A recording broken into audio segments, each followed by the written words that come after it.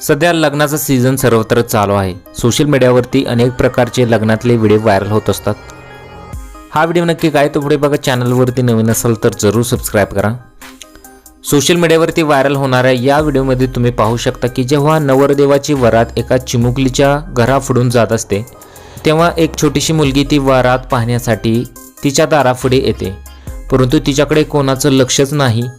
ती वरातीपुढे चक्क नाचूच लागते। सध्या सोशल मीडियावरती हा व्हिडिओ प्रचंड प्रमाणात व्हायरल होतोय।